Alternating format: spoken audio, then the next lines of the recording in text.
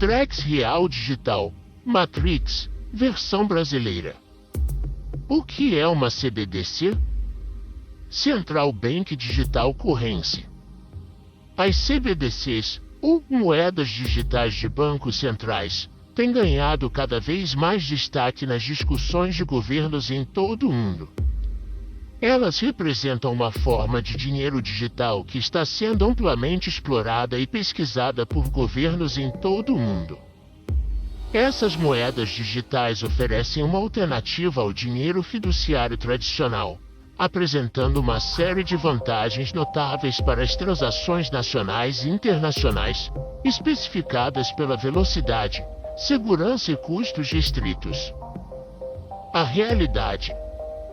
De acordo com Pedro Magalhães, desenvolvedor de blockchain que afirma ter decodificado o piloto CBDC do Brasil, o código contém a capacidade de congelar ou reduzir fundos. Especificamente, Magalhães descobriu um código que permitiria congelar ou esvaziar contas à vontade.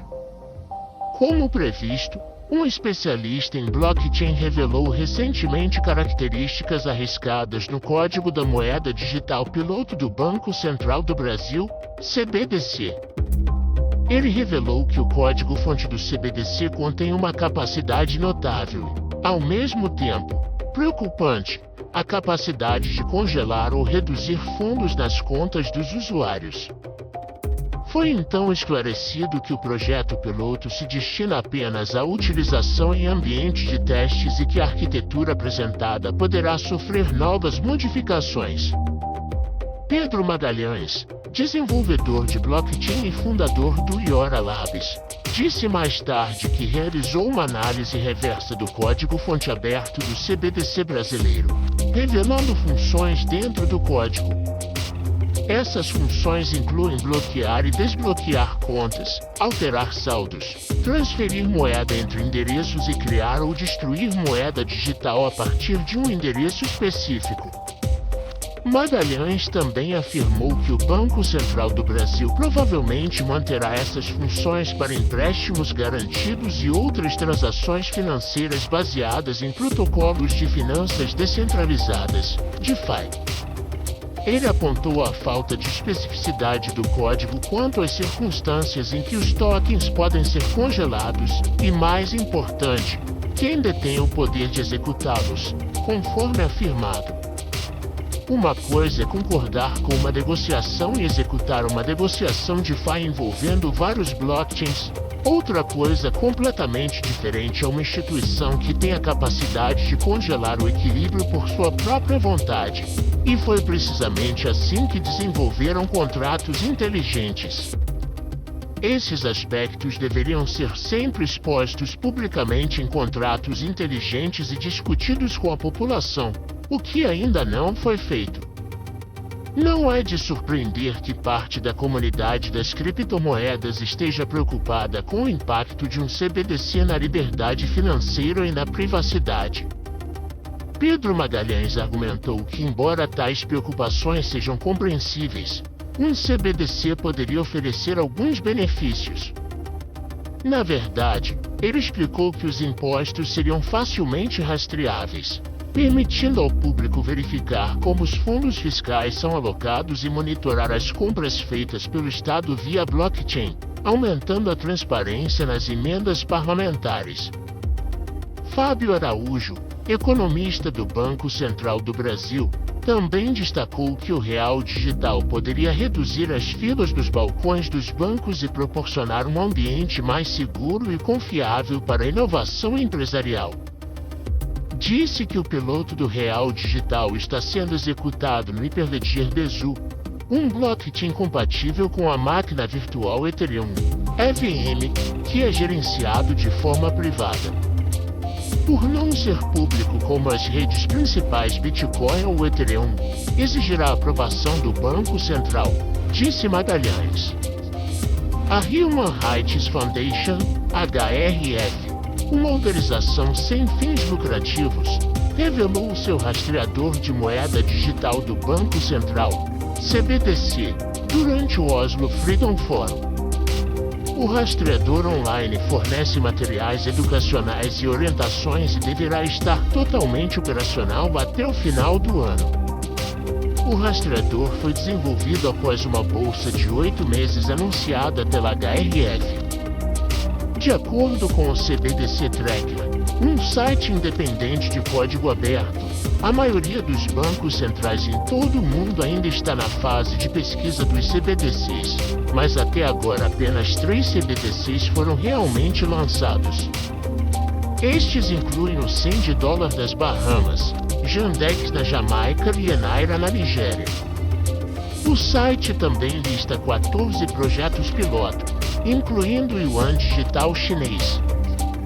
Segundo a HRF, o Yuan Digital já atingiu uma base de usuários de 300 milhões. O Real Digital, DREX. No Brasil, sua própria CBDC, moeda digital do Banco Central, o Real Digital, será DREX. A Agência Brasil informa que o nome oficial foi confirmado pelo economista do banco Fábio Araújo, coordenador da iniciativa. Este é um acrônimo, pois cada letra da palavra DREX equivale a uma característica do instrumento. D, obviamente, representa a palavra digital e R, obviamente, significa real. Já o E representa a palavra eletrônico, enquanto o X foi adicionado para transmitir a ideia de modernidade e conectividade, além de ecoar a última letra do sistema de transferência instantânea de dinheiro Pix criado em 2020. Segundo o comunicado, o DREX deve ser utilizado para facilitar a vida dos brasileiros, proporcionando aos cidadãos empresários um ambiente seguro e regulamentado para a geração de novos negócios e acesso mais democrático aos benefícios da digitalização da economia. O projeto CBDC do Brasil. É claro que o DREX será apenas uma versão digital do real, ou seja, não uma nova moeda, mas uma nova versão da moeda existente. Fala-se em lançar um CBDC nacional no Brasil desde o ano passado, e no mês passado os primeiros códigos de computador sobre ele começaram a vazar. Mas o lançamento final no mercado não é esperado até o final do próximo ano. Os primeiros testes operacionais deverão começar em setembro.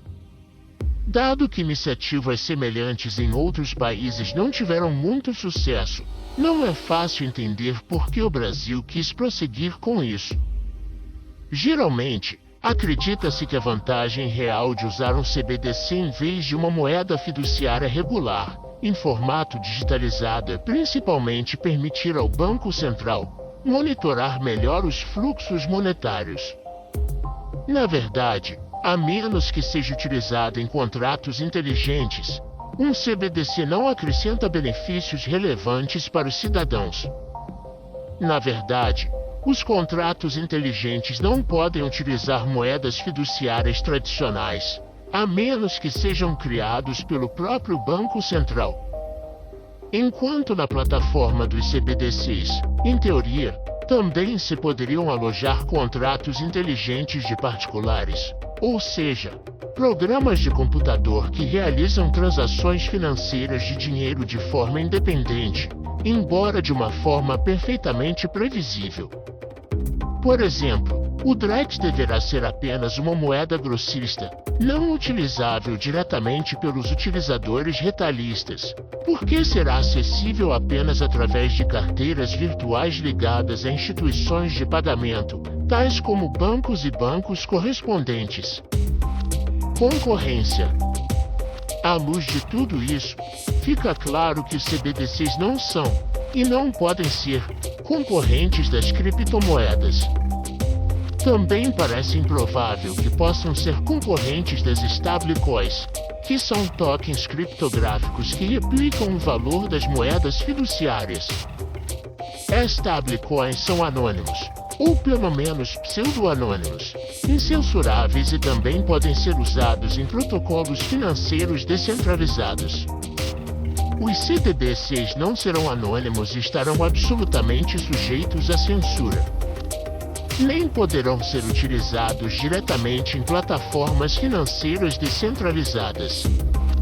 Assim, só poderão competir com stablecoins em plataformas centralizadas, como bolsas, mas nas quais já estão em uso moedas fiduciárias. Em resumo, os CBDCs competirão principalmente, ou mesmo exclusivamente, com as moedas fiduciárias tradicionais, uma vez que são, para todos os efeitos, exatamente a mesma coisa, apenas num formato diferente.